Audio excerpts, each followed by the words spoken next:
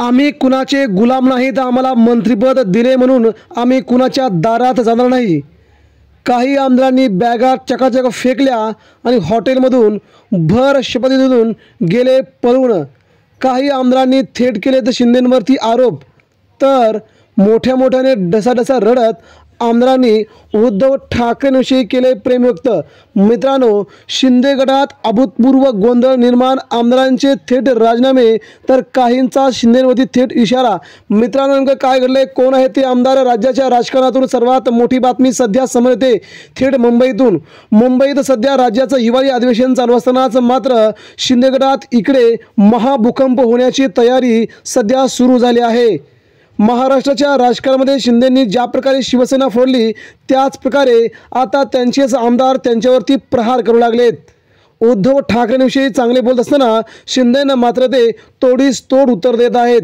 ज्यांना उद्धव ठाकरेंनी 2 वेळा मंत्री केलं, ते आमदार शिंदेंनी आता मंत्रिपदापासून घरी बसवलेत।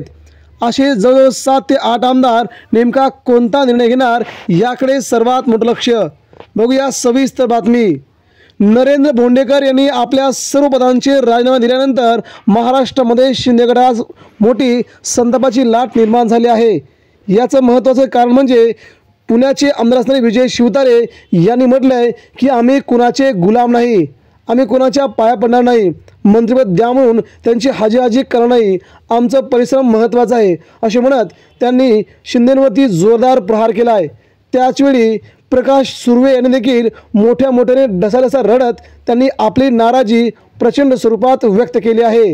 दुसरीकडे तानाजी सावंत यांनी शपथविधी सुरू असतानाच आपल्या बॅगा पॅक करून बॅगा फेकून दिल्या आणि हॉटेल सोडत थेट पुणे गाठले आणि आपली नाराजी प्रचंडपणाने व्यक्त करत उद्धव ठाकरेंनी मला 2 वेळा मंत्रिपद दिलं, परंतु इथे मात्र मंत्रिपद कट केलं, असे थेट आरोप सध्या केले गेले जात आहेत।